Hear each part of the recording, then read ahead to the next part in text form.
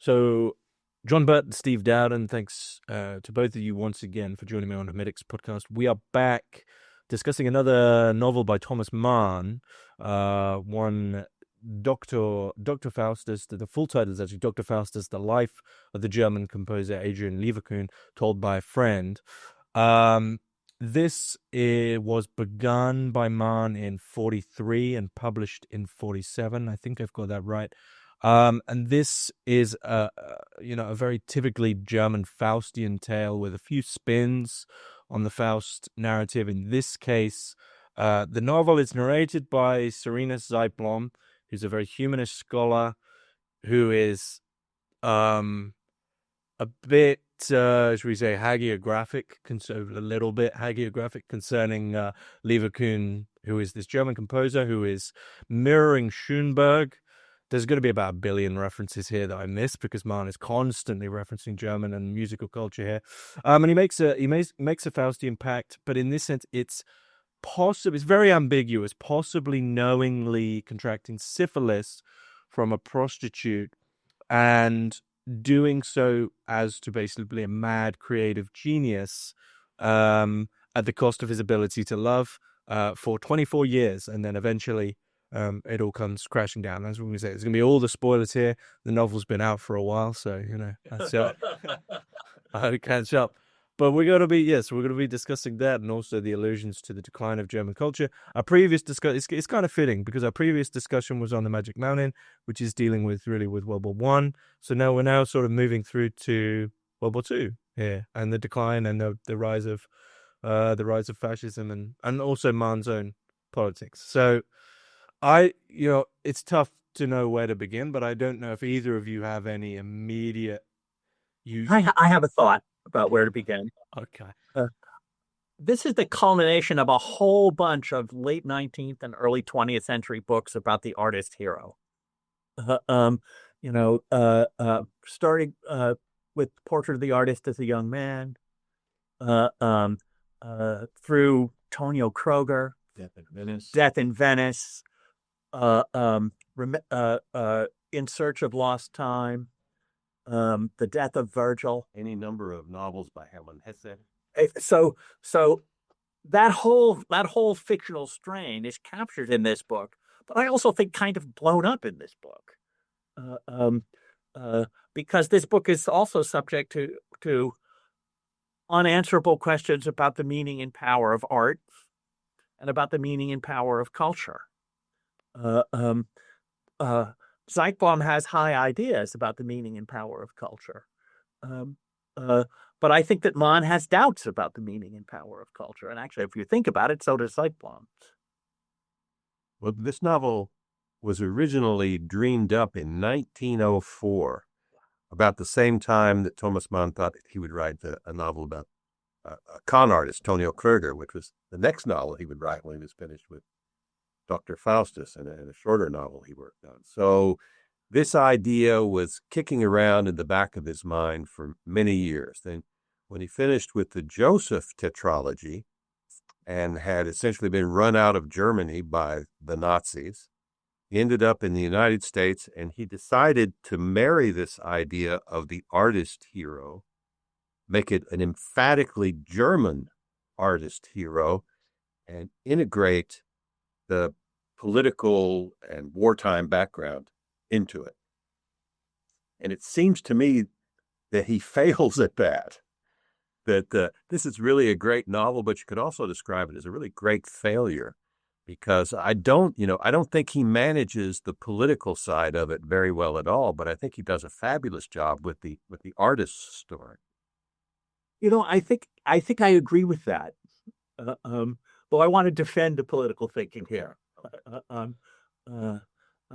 But it is interesting that the expected alignment, when you hear the premise of the story, the story of Faust, said by a composer in 20th century Germany, told during the war by a guilty non-Nazi. You expect that that this is a story that's going to make some kind of link between avant-garde modernism and the whole political darkness of the 20th century. And as we were saying just before the recording began, if this were an English novel, that would be a really easy case to make. Because of Pound, because of Yeats, because of Wyndham Lewis, that there is this strong connection between modernism in English language literature and some not very nice politics that involve, and you could see that some of the materials which made that connection in English literature are available here, but Mann doesn't quite pick them up the same way.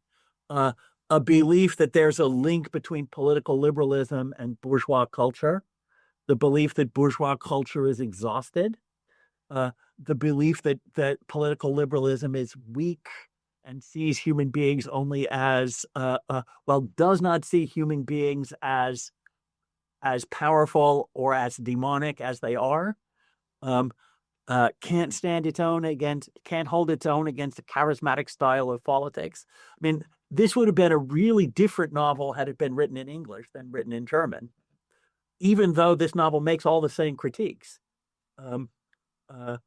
But the artist hero doesn't embrace any of those critiques. I mean, that's one of the really striking things about Leverkühn, is that his political ideas aren't radical ideas. In fact, he doesn't have terribly many political ideas. Well, I think we should say the interesting thing about Leverkühn as read by Zeitblom. That's where to begin, is because we're always caught in a relationship, right? We're always caught in Zeitblom's relationship to Leverkühn. So I think that, that bears mentioning immediately, is that our foundation is, okay, you don't want to say the unreliable narrator. It's pretty straightforward that this guy possibly even has some form of romantic affection to Leverkühn. He sort of is. There's an emphatic. He's deeply in love and has spent an entire life being thwarted by the man he loves, who won't even use the informal you with him.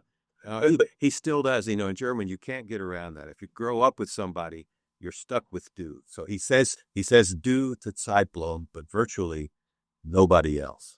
Nobody else. So what do you think this is for Zeitblom then? What do you think? Why do you think he's undertaken this?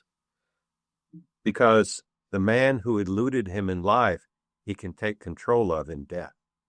So he writes this memoir in order to fulfill his thwarted desires, or as best he can.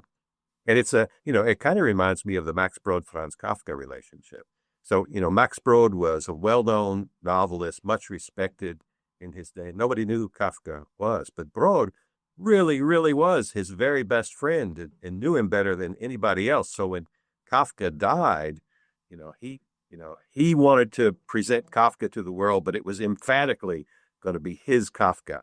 And, there were lots of battles about this. Who understands Kafka best? And Brod always said, well, I knew him. He was my friend, and I'll tell you how it really is.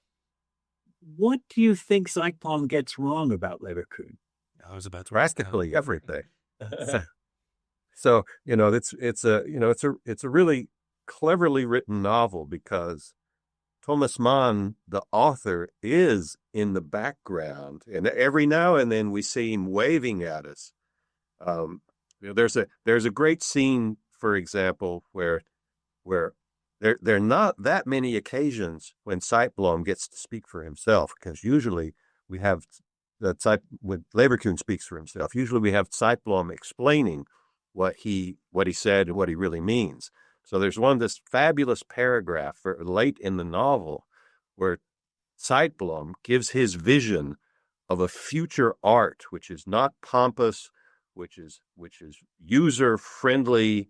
Auf du, and du is the way it's said in German. And then Zeitblom says, "This is crazy. He's completely mistaken about what he's doing, and I'll tell you how it really is." He loves Zeitblom's arrogance. He loves Zeitblom's esotericism. Zeitblom loves Leverkühn's esotericism. He loves his arrogance. He wants Leverkühn to be a German romantic, but Leverkühn himself wants to create an art for the future. One of the things that struck me about Zeitblom is that Zeitblom is the character in the novel who most resembles Mann himself. Well, after this was all done, people were pretty interested in the novel. Mostly, it wasn't very popular, but he wrote a short book about writing Dr. Faustus, and he says sort of the secret of the novel is the Jekyll and Hyde relationship to Zeitblom and the Faustus figure Leverkühn. So I think that Mann identified with both of them. Zeitblom is the figure he was afraid he was, and Leverkühn was the figure he really wanted to be, because Thomas Mann was a 20th century modernist who knew himself to be writing in the style of 19th century realism. Ironically, with a grain of salt, but he looked around, he saw figures like James Joyce, who appeared to be breaking through into new forms of writing, and he knew that he wasn't breaking through. So he wrote a novel about an artist who had the intellectual and spiritual wherewithal to make a breakthrough. Well, so if I'm right in remembering this, sorry, John, just because you did mention the artist, this young man, Mann said that this was his Ulysses, and everyone was in agreement that it was great, but it wasn't. So yeah, the Joyce angle is certainly there. I do want to, just while we're on it, I want to keep Steve on this angle, because do you then think in the sense that that Mann is split between Zeitblom and Leverkühn, that Leverkühn's artistic trajectory, that art of the future, Mann, unfortunately, even though he wanted to be that, he saw that as a failure that could not withstand the declining culture that he's discussing?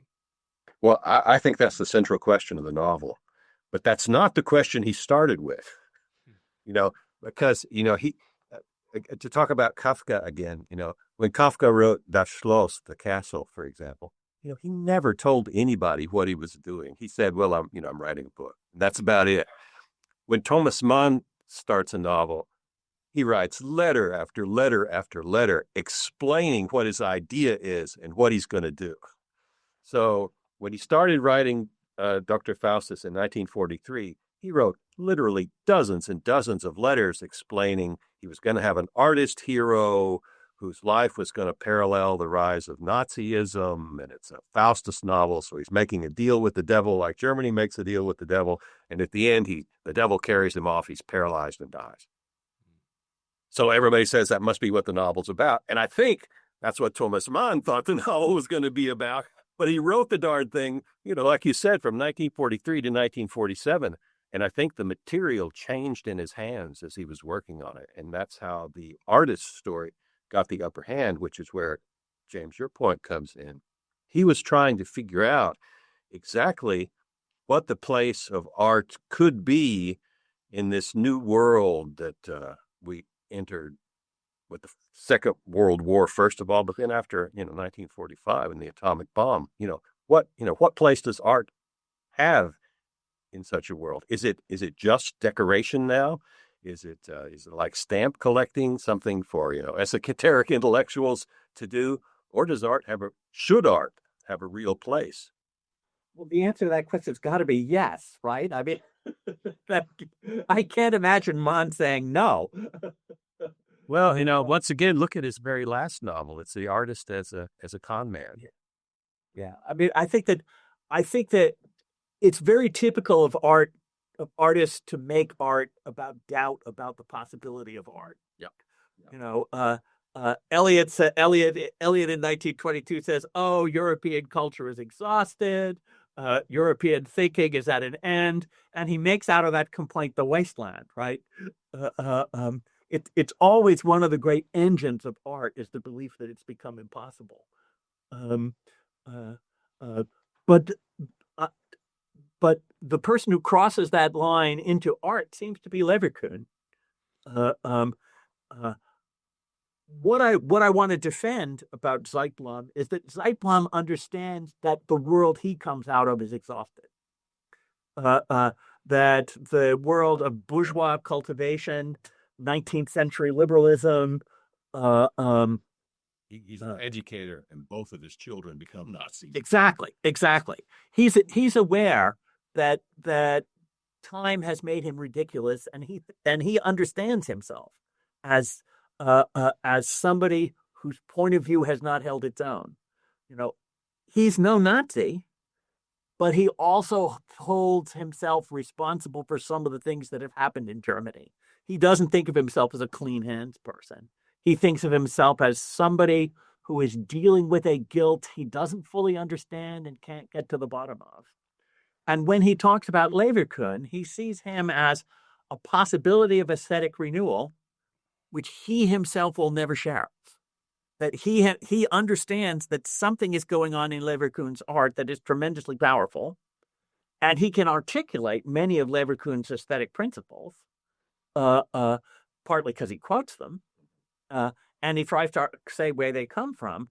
But we also know, and he knows, that he is not equal to that, and he can't practice that art. All he can do is saw away on his viola da gamba in a cultivated and slightly ridiculous way. So that raises the question: are we in a better position to judge Leverkühn's artistic success? Does he break through? I think the answer is yes, but it's an imaginary breakthrough. So if Thomas Mann is suggesting that there is a way forward, he's only imagining the possibility of a way forward. It's not as if this new way of composing is, well, see, there's another issue here. Everybody thinks that Thomas Mann was using Schoenberg's 12-tone system and just building it into the book, but in fact, he was altering it.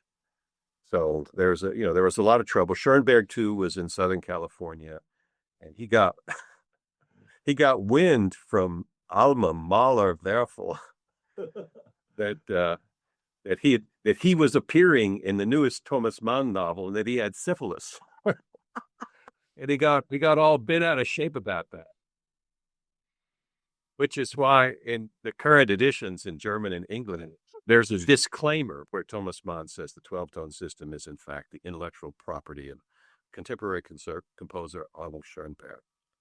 But what Thomas Mann is doing with Schoenberg is a little bit different, and he starts very early in the novel. I think in chapter 2 or 3, when Leverkühn and Zeitblom are boys, Leverkühn's father has this curiosity cabinet full of oddities.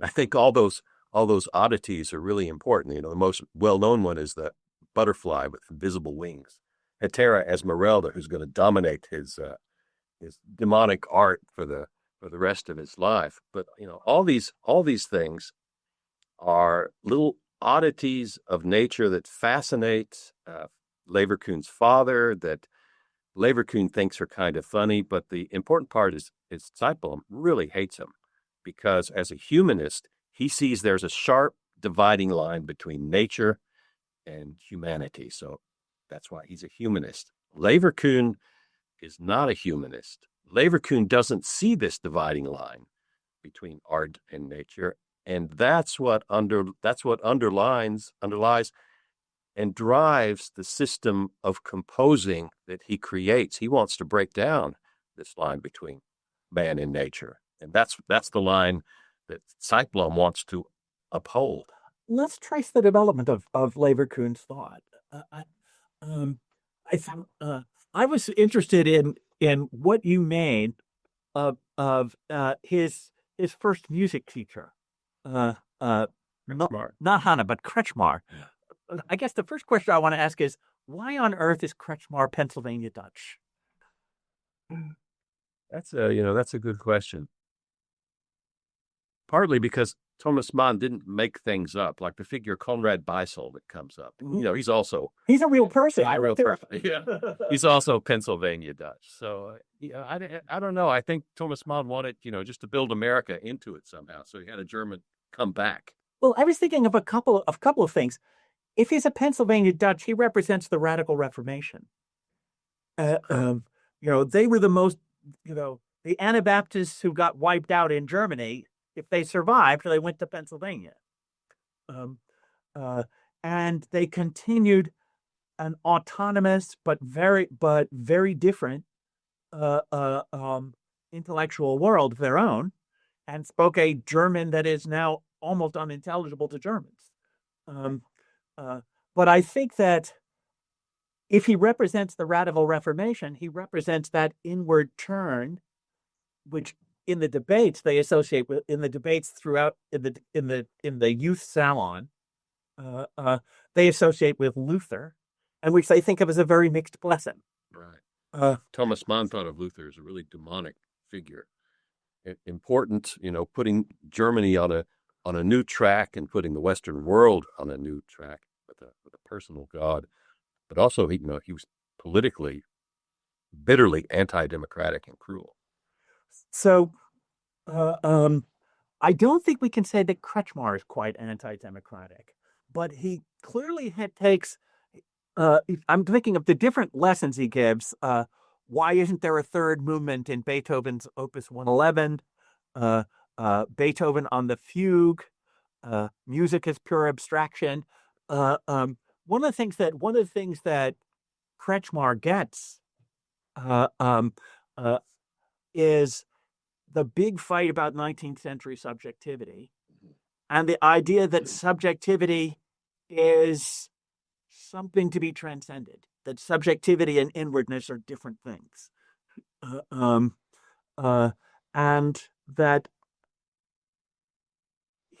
the Romantic turn in the 19th century is a turn that Leverkühn rejects, and that rejection takes the form of, I reject harmony in favor of counterpoint.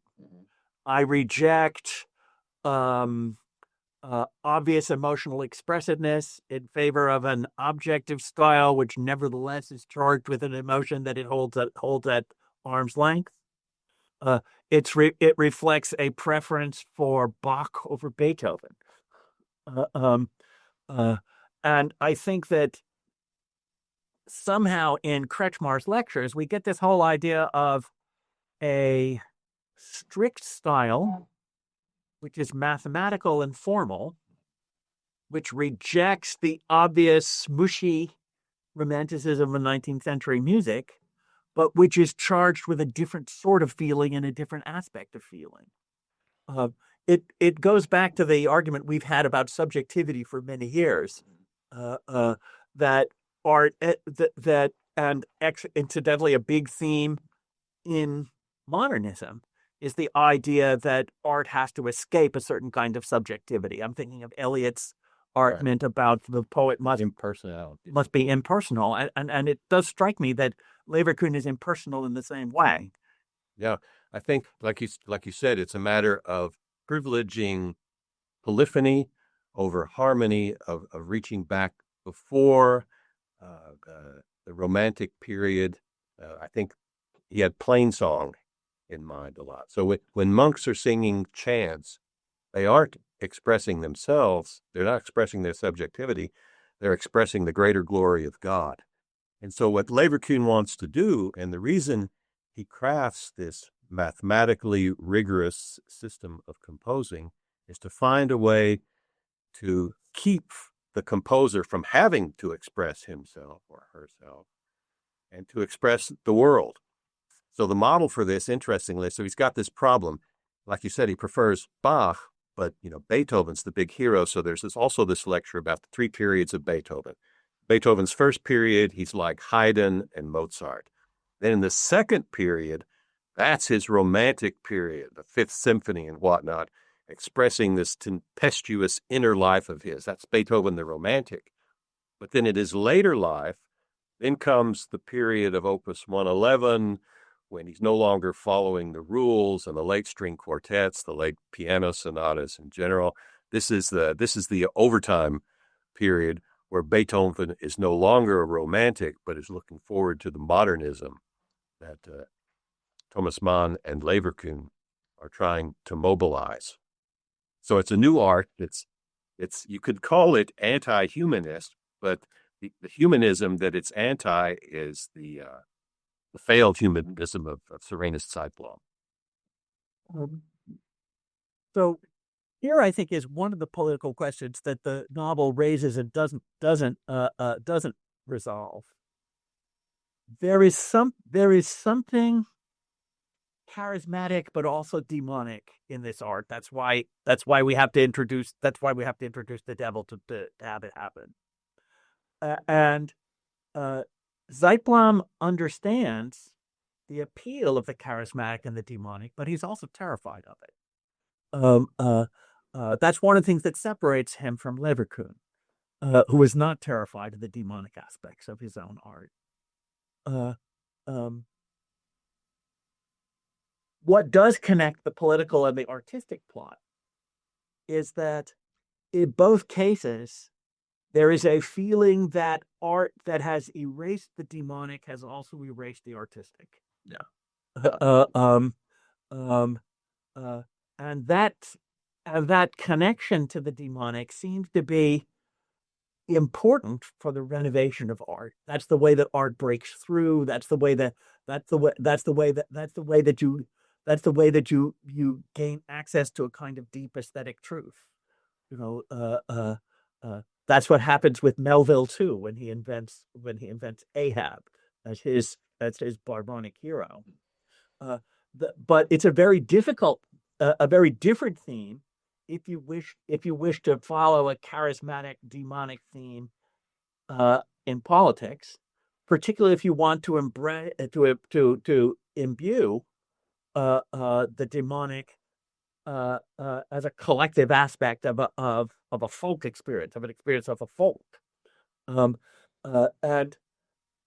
it does strike me that the novel asks you to juxtapose the necessary demonic quality of aesthetic inspiration with the frightening demonic quality of charismatic politics. Yeah, that's what I was thinking of that there seems to be sort of some relationship between what we're talking about as the demonic, what we're talking about as one side is nature, with during this period would be understood as some form of irrationalism or irrationality as a sort of threat that you also see in fascist politics as really a politics that isn't a politics. There isn't a guidebook. It is some sort of strange black force coming through, especially when it just fragments in this period. And actually what I wanted to bring in, because Steve, you mentioned this question of, this question of can art, what is it? Adorno, you can't write poetry after Auschwitz. What's the purpose of art after World War II? And what are we to do? And is it just a suggestion of what art could be? And actually, I wonder, I want to bring this in because I think it mirrors the discussion we're having here. And I want to see your ideas of whether or not Mann gets beyond him, which is, I think Bernhard, I have to bring it in. I think Thomas Bernhard in The Loser has a response to this with the figure of Glenn Gould, who is kind of a demonic, mad figure of this kind of art that I think we see in Leverkühn, and quite literally as well. He's wearing his jacket. He has to be sweating. He's doing his own thing that we just can't keep up with. And I think, well, okay, what are Bernhard's two responses to that form of natural art? Kill yourself or give up.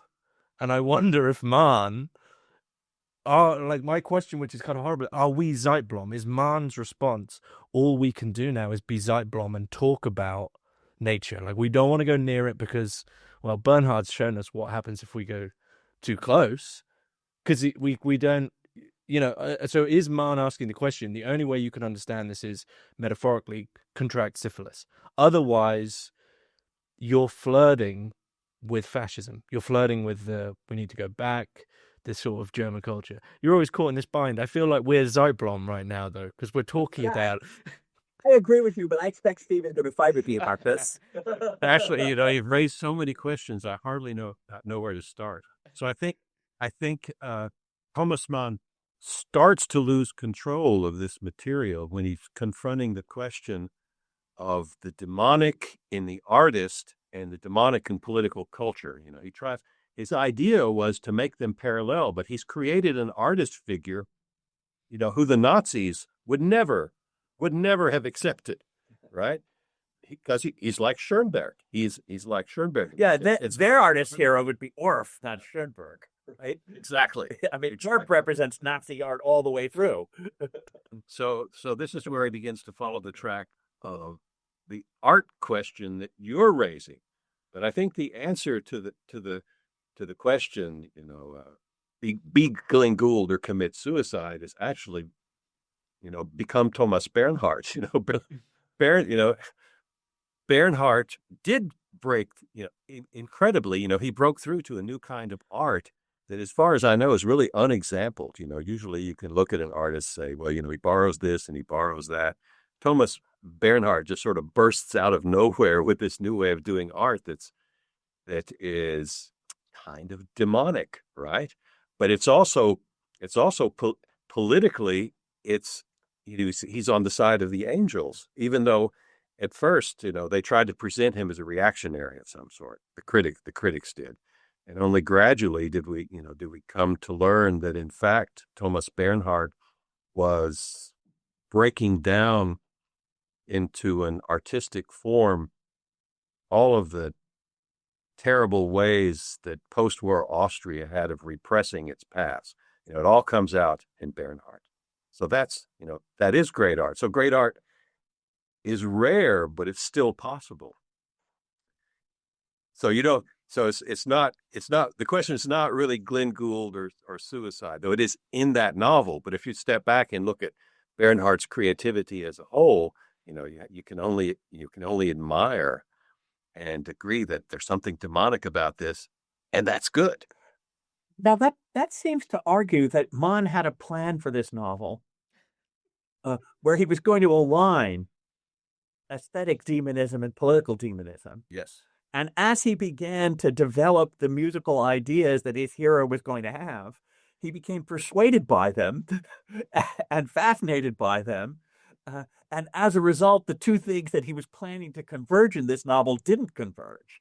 That's what I think. Is that your reading? That's what I'm saying. That's absolutely right. I mean, yeah. I mean, do you want to expand on that, Steve? So you think it's this political mirroring between Leverkühn and the decline of Germany? You think this is a failure in this book?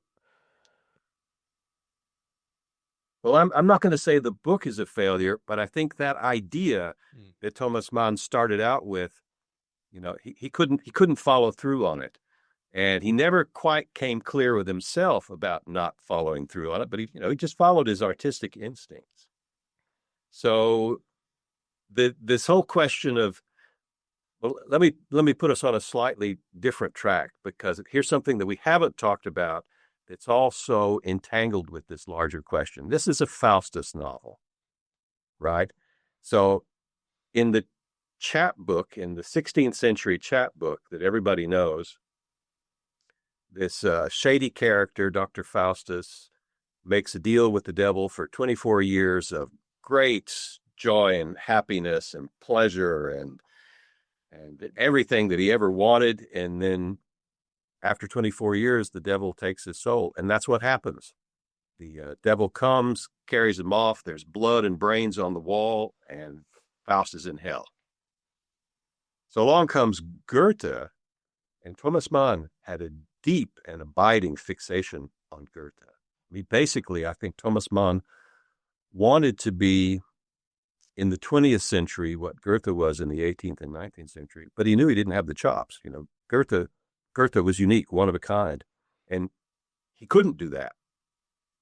But still, he admired Goethe. So Goethe's Faust is the story of a man who tries science and theology and everything within reach, and still nothing can satisfy his deep desire for total knowledge and experience. So he makes a deal with the devil.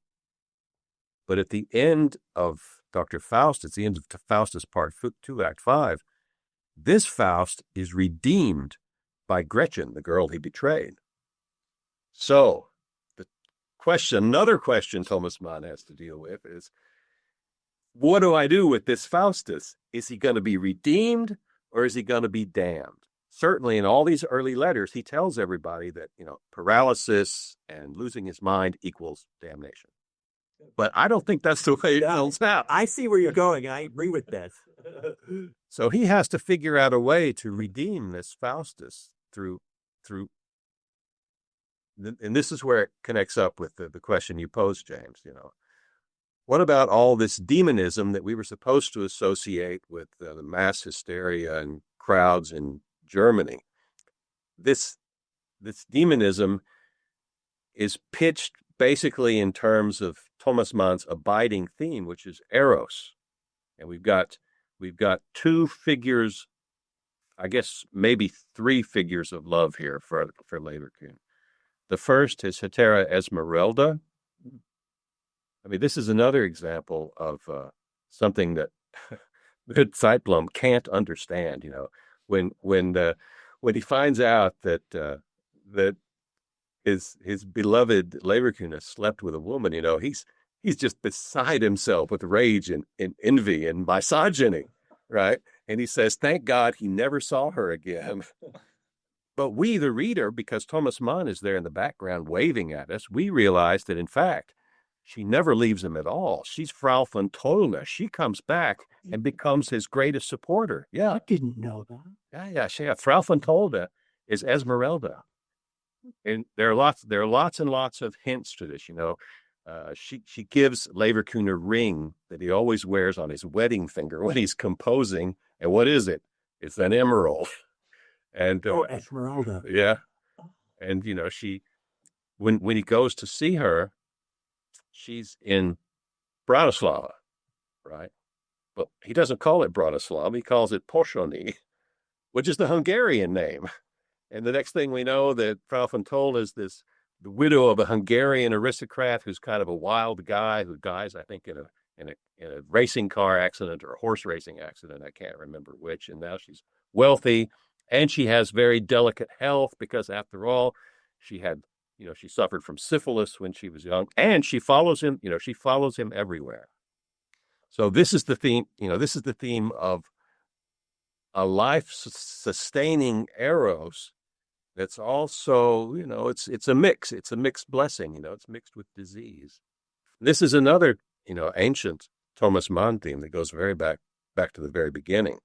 I think is really important in Faustus, and that's, all of his major novels are about disease, cholera, tuberculosis, later on cancer, and in this one it's syphilis. And syphilis is attractive to him because it affects the brain. Nietzsche was supposed to have had syphilis, and all these famous 19th century from his one single sexual encounter, just like Leverkühn. Yeah.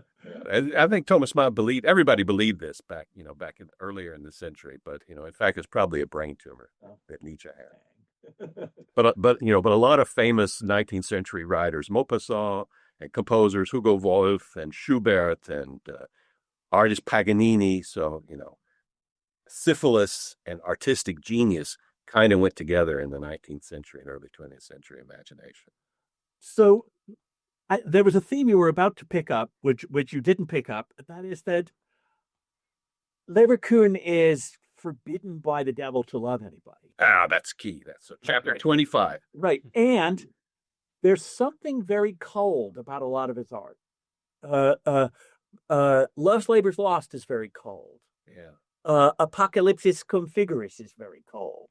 That's the first of his two masterpieces, Apocalypsis Cum Figuris, and then the second masterpiece is The Lamentation of Dr. Faustus. Well, I was about to say that's different. Yes. That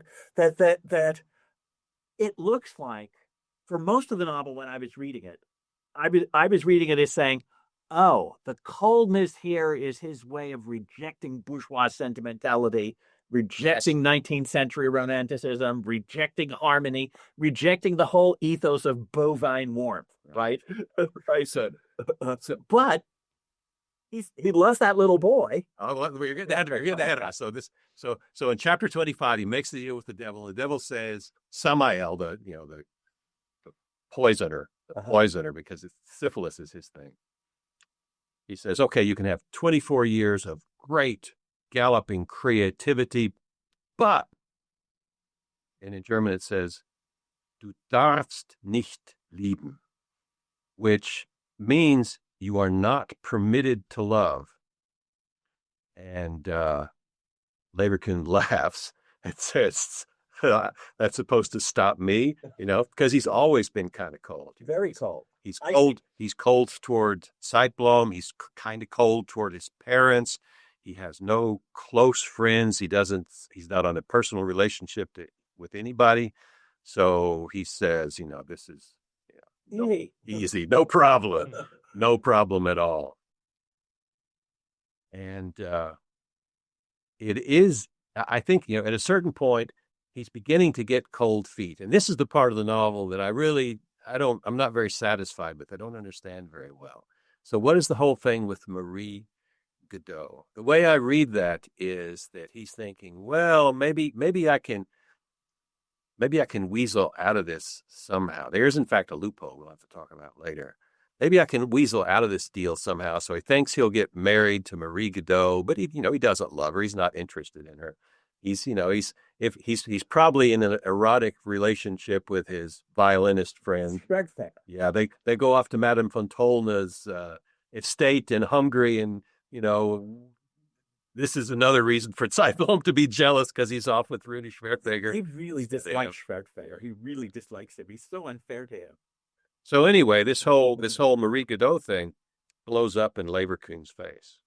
Except, and this is again modeled on something that happens in Nietzsche's life. He asked Schwertfeger to propose on his behalf, which is something that Nietzsche did. And then the other couple, they run off together and leave him alone. Oh, like Miles Standish and Priscilla Mullins. So, and this really isn't very satisfying, but it appears that maybe Leverkühn plans this in order now just to get rid of Marie after all. Oh. It leads to Rudy's death and all kinds of unhappiness and misery. I can't really make great sense of this. But the moment comes, the truth is you don't get to pick the people you fall in love with. It's something that just happens. Here. And he meets his lovely sister's little nephew. Echo is Nepomuk. Echo is what he calls him because I think he's an echo of Leverkühn himself, this innocent little child. And Leverkühn is totally smitten. He loves the child, unhesitatingly, can't keep from it. And, of course, that spells the child's death. He's broken the terms of the bargain, and Leverkühn didn't bother to ask what was going to happen if he broke the terms of the bargain. And what happens is then that little Nepomuk dies a horrific death of spinal meningitis, which we're supposed to understand is sort of related to syphilis, and it's Leverkühn's fault. And Leverkühn sees it that way. We have this important scene at the end where he's grief-stricken, and Zeitblom is trying to comfort him. And he says, "It is not to be." And Zeitblom said, "What, dear friend? What is not to be?" And he says, "The Ninth Symphony. It must be taken back. I'll take it back." So we're left to wonder, what does it mean to take back the Ninth Symphony? So the usual reading of that is that, this is cold Leverkühn at work. He's demonic and diabolical. He's against everything good, so he's going to take back the Ninth Symphony, which promises, that it's got Schiller's Ode to Joy. Thomas Mann was also a great fan of Schiller. Ode to Joy promises peace and brotherhood. But what I think he's saying is that art has failed to deliver on this promise, and what's called for is a new kind of art. So that's why the second masterpiece, The Lamentation of Dr. Faustus, is the important one. The first one is cold and hostile and cruel, Apocalypsis cum figuris. It's apocalyptic, but this one is a work of love. And this, I think, is terrifically important in the history of understanding Thomas Mann. Because remember, going all the way back to the beginning, Tonio Kröger, you mentioned, right? Tonio Kröger wants to be an artist. When he's young, he falls in love with Inge Holm, and then he falls in love with Hans Hansen, and then they fall in love with each other, and he's left out in the cold. But, in Tonio Kröger, that's positive, because that's the precondition of being an artist. You have to be outside of life, because that gives you perspective.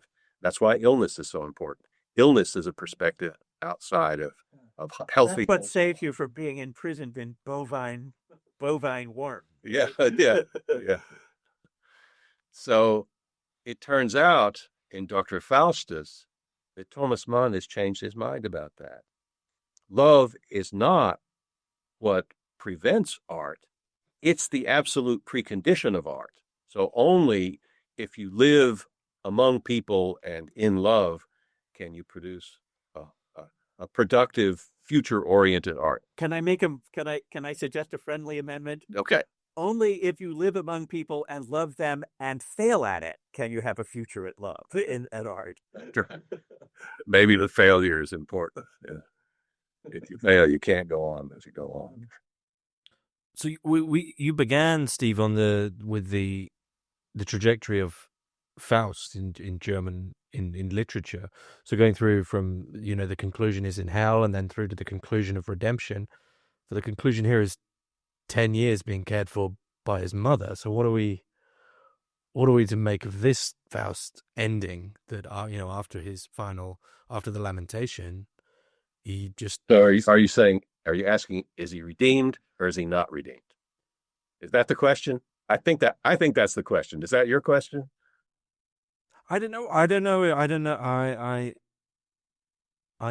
Do you not think the notion of redemption in a novel that explicitly makes the actual figure of the devil actually somewhat ambiguous, even says it doesn't even matter if I'm not real, I'm still real, or something along those lines, because of the madness. That's a good way of putting it. So I wonder if with this fight between humanism and nature, if we were to put it bluntly, that there's also a discussion of the secularity, because redemption is emphatically Christian. It's an emphatically Christian notion to get you out of hell. And I mean, what's a vegetative state? It's nothing.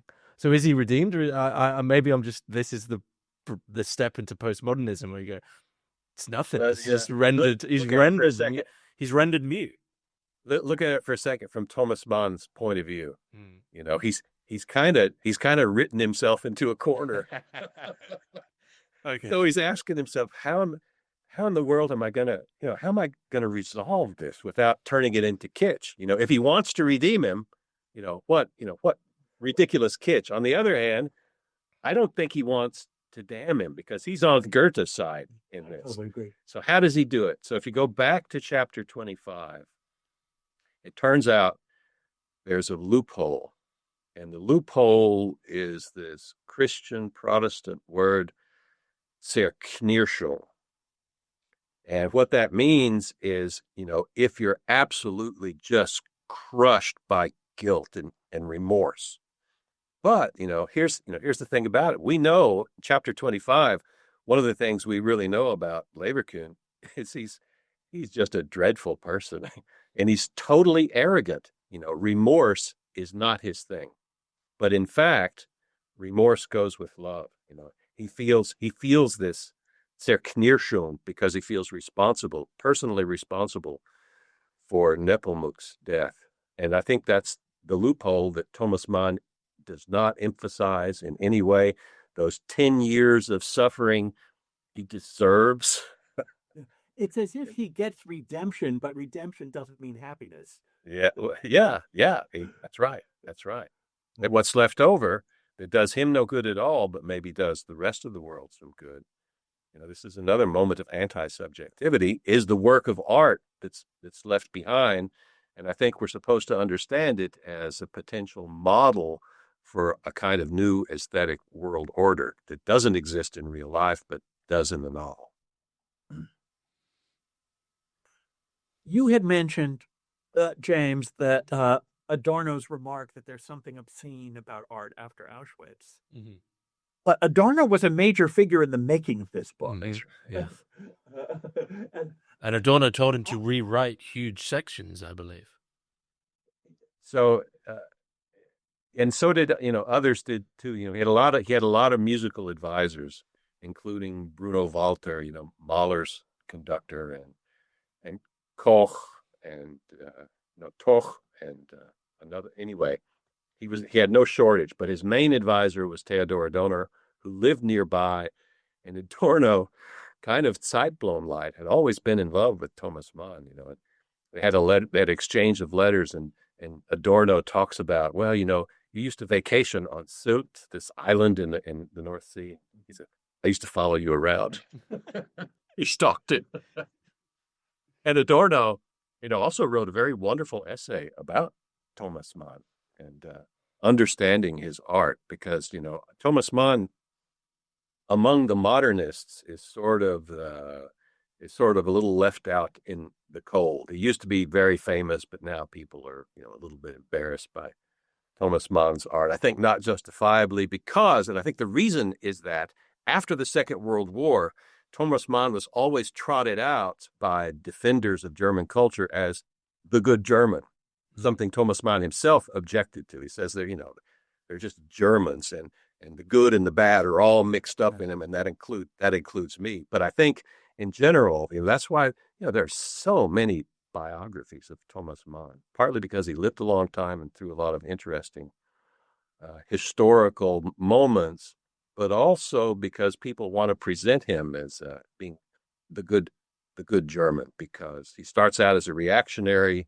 before the First World War, then is an anti-Nazi, sending BBC broadcasts from. He recorded them in California. They sent the records to London, and they played them to the Germans. Anybody brave enough to own and listen to a radio would hear them. So he was, he's politically okay, but I think that all these biographies have sort of misrepresented Thomas Mann as an artist, so that he comes off, not that well. But in fact, I think he's one of the great novelists of the 20th century. they misrepresented him as Zeitblom. Yeah, Exactly, right? That's right. And he is himself partly responsible for that, because he has Zeitblom's own doubts and guilt. Yeah, he presented himself as Zeitblom. John Presented. I'm sorry. Here was this gay man who presented himself as the ultimate bourgeois writer. Right down to the Homburg hat and the tailored three-piece suit. He dressed like T.S. Eliot. Another person who was always pretending to be far more conventional than he was, right? I mean, Eliot was English in a way no actual Englishman ever was. John, what were you mentioned Adorno? I sort of cut in. What were you going to mention about Mann? Well, I mean, I was just trying to cue Steve to say what he knows about Adorno's role in writing this book. So all these Kretschmar lectures were basically cribbed from Adorno, and a lot of it is like, the one on Opus 111. A lot of them is Adorno's language, and this is something Thomas Mann has done since the very beginning of his career. He'd find a passage here or there that he really liked. He'd just take the whole passage and plagiarize it, paste it in, except he called it montage instead of plagiarism. Great artists steal. That's right. So there's a whole lot of Adorno's thought in this book, but especially thought about Beethoven. So is he thinking of this book as an answer to Adorno's question? I guess that's what James had in mind when he was asking me about Adorno. I think that Adorno gets the question from Thomas Mann, because it's, it occurs in one of Leverkühn's letters, when he's wondering about, what is the point of art in an age such as ours? Is art still legitimate in our time? And I think Adorno just sharpens that. And that's from a radio talk he gave in 1949 that was then published as an essay in 1955, the year of Thomas Mann's death. So I suspect that this came out of a conversation that they had, and that it's all, Adorno's dictum is already in the novel, which appeared in 1947. Well, as we're getting on for an hour, is there anything about Dr. Faustus? Well, tell us, James. Have we cut any ice with you? I know you didn't like this book very much. What do you think? No, I think so. I still haven't. I guess we spoke about it before we started recording. We still haven't got in my major criticism, which is really that and I mean, maybe now it's a bit more of a flimsy reading, considering you think that the political understanding was somewhat of a failure and didn't know where to go. But with this sense of guilt and the idea of possession, and as I'll have to mention this again, it was before we started recording, but I think Mann, I mean, as I said in the email to you, I think Mann does insist upon himself, and he insists upon himself as a great man. I mean, he thinks of himself as a figure in history whilst he's in it. And I think he abides too greatly to the great man theory of history, because lurking large in the background is the idea of everyone possessed, or a singular possessed. And I think, in a way, after our whole discussion, what he doesn't really do is point the finger at figures like Zeitblom and say, well, actually, it's all of you millions. There isn't this simplistic case of being possessed very quickly by some madness. That's my big critique here. And I mean, this sort of Wilhelm Reich's, I'm more of a sympathetic to Wilhelm Reich's understanding of fascism, that it actually doesn't have anything to do with a top-down leader. That charisma is there, but it's to do with all the little men who are in abeyance. And it's Zeitblom's sort of middling nature that I think gives too much credence to the madness, even though he can't understand it, because he's too much of a middling little man. So he just allows it to run off. So my criticism is that, that Mann, he uses possession in a lazy way historically, but then maybe he can be forgiven because he's in the midst of it, right?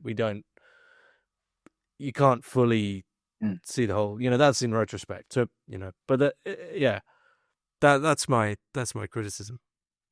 Well, I have another criticism about the idea that this is a book that this is a great novelist reckoning with Nazism in the Second World War. He doesn't deal with the question of anti-Semitism at all. That's a colossal failure. That's true. And indeed, one of the characters who feels most Nazi in this book is Jewish. That's right. It's Breisecke. That's right. And he relies in various places on anti-Semitic cliches in a sort of a benign way, if it's possible to manage an anti-Semitic cliche in a benign way. It's full of them. And his wife was Jewish. She was a Pringsheim. The family had converted to Protestantism, I believe. It was a Jewish family, and he was hyper aware of that. Another reason he had to get out of the country. What are the roles? This may take us off into another area of outer space, but what are the role of Senator Rod's two sisters? I know they're Mann's own sisters. Yeah. Why are they in this book at all? He just loved to tell stories, and he didn't make things up. I think he wanted to tell his sister's stories, and it's part of the Munich milieu. The one sister is a failed actress who ends up in the boondocks and commits suicide because of a blackmail. She's blackmailed into a betrayal, and that really happened. The other sister becomes a drug addict, and she's the one. My favorite scene in the novel is when Inez, the sister, shoots Rudy Schwertfeger on the streetcar in Munich. That's totally film noir stuff. It's fabulous. And then Zeitblom, of course, is there, and Rudy's dying in his arms, and then another figure from all these salons is there. I can't remember his name, but he's a coin specialist. Zeitblom reflects later, it seemed to me at that moment that numismatics was the least valuable of all the sciences. Well, when you put it this way, it seems to be that both of those women are on. If there is a tension between bourgeois culture, which has run out of steam, and artistic culture which has turned demonic, you can see that the sister who kills herself is the sister who has made the leap into the artistic culture, but she can't really sustain it. And the other sister has attempted to say, I am going to be as bourgeois and respectable as it's possible to be, and she can't sustain that either. That's right. That's a good point. It's another tale of the exhaustion of bourgeois culture, which began for him way back in 1901 with Buddenbrooks. Yeah, I was about to say, that's from Buddenbrooks. Yeah. It also strikes me that about the death of Nepomuk, that is a version of the situation of Death in Venice, except it's the boy rather than the man who dies. And the man has to reckon with his responsibility for the boy's death rather than just dying himself. Yeah, I think that's an important point, because in Death in Venice, we see Aschenbach expire on the beach, because once he's fallen in love, he's a great writer, but he's also a great phony, right? His books are what every school child in Germany is forced to read because his style is so pure. In other words, completely sterile, because he's an artist who's had no experience of life at all. Then he decides suddenly to take this trip to Venice, falls in love, and that paralyzes him as an artist, and so he dies there on the beach. So I agree with you. This is reversed. It's art, it's love that enables art in Dr. Faustus, and love kills art or kills pseudo art. It kills that artist anyway. I mean, Aschenbach is the kind of artist whom Mann is afraid he is. Yeah. And at least Leverkühn is a kind of artist whom Mann knows he's not, but knows enough to respect. I think so. Maybe a good place to finish up would actually be whether or not this somewhat central question of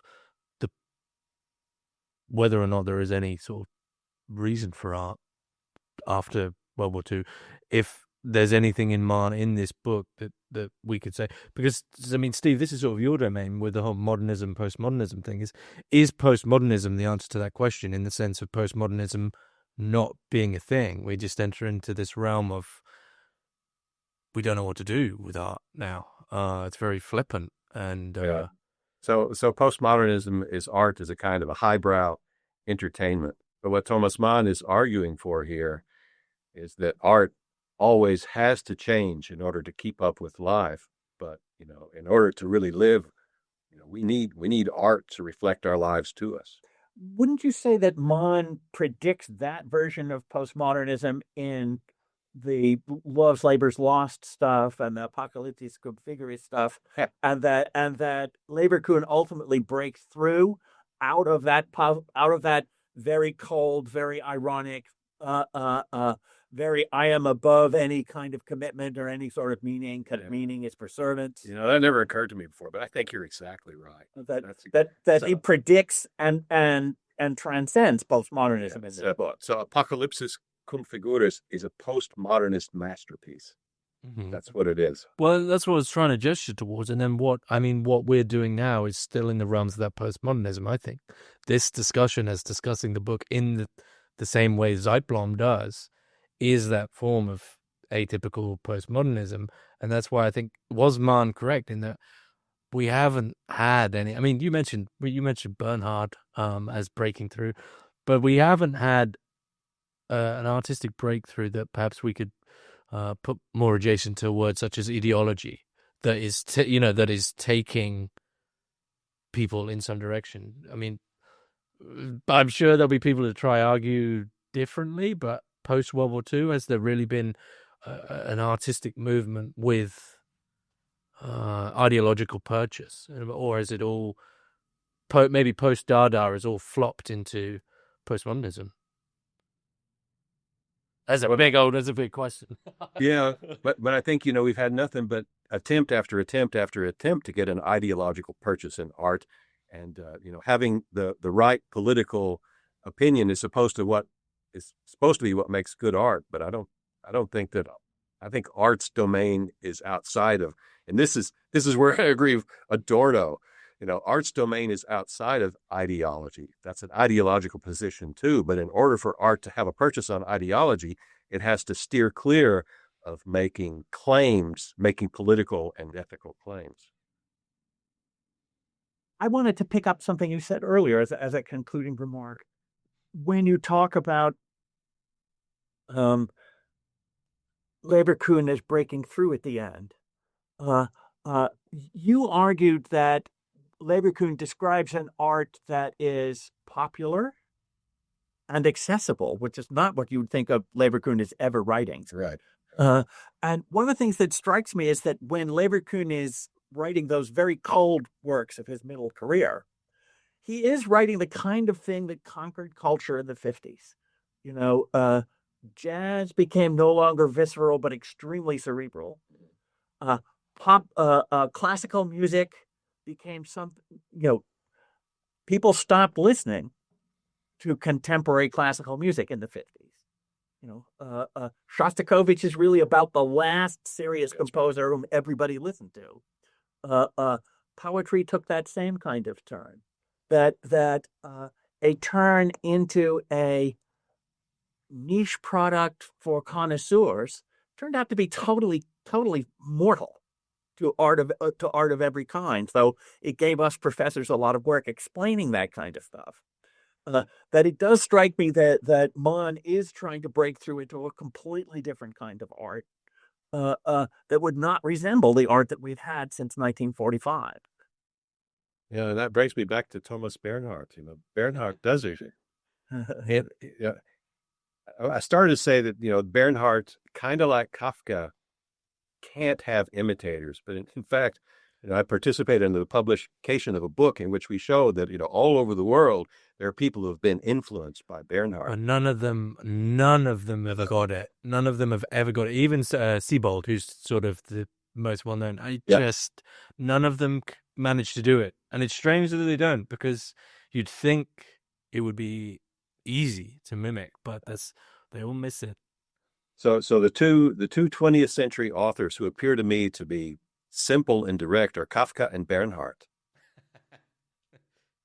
Everybody is Kafka. Everybody reads Bernhardt. Even in the United States, nobody reads Handke. Handke would be another possibility, but Handke writes a lot and got a Nobel Prize. But I don't know anybody who reads his writing. And I would say that Bernhardt and Kafka they're all about love.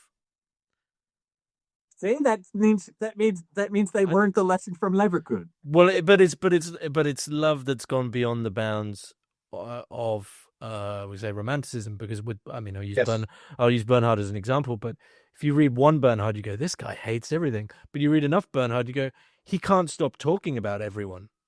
It's always about people. He's always engaging with people, and even though behind his outrage and annoyance, he doesn't love Austrian culture, definitely not. But he loves the people of Austria. He loves them. He can't help but want to talk. And he really, really loves language.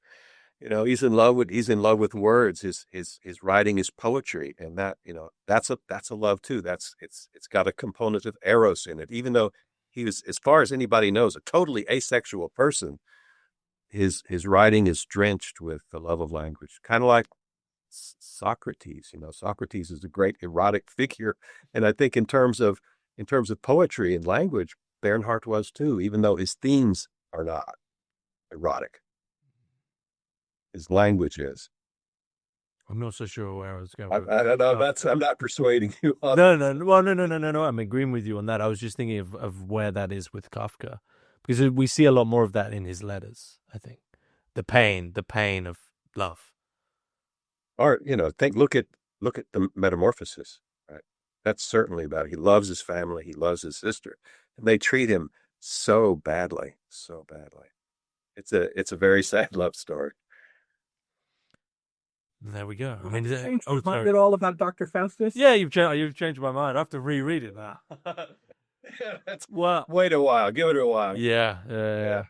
I mean, I think this is going to be how I approach every Mann now. I hate it, and then you guys bring me back round. Like, I need to. Well, let me say that I think the great under-discussed novelist Felix Kroll, The Confessions of Felix Kroll. It's his last novel. I think it's fabulous. Well, there we go. Right. We'll give it a year. Yeah. And come back. Yeah. I mean, any closing remarks on Dr. Faustus? Well, just that the language. I tried to reread the thing both in German and in English, and the translations are both good, and the German, his facility, his ability to bring out the music of the German language is also just wonderful. And I don't think people talk about Thomas Mann's language enough. It really is just wonderfully musical. I can't top what Steve just said. There we go. Well, it's a good place to finish up. Thanks, Well, Robert. thank you for this invitation. Thank you so much. It was fun talking with you about it.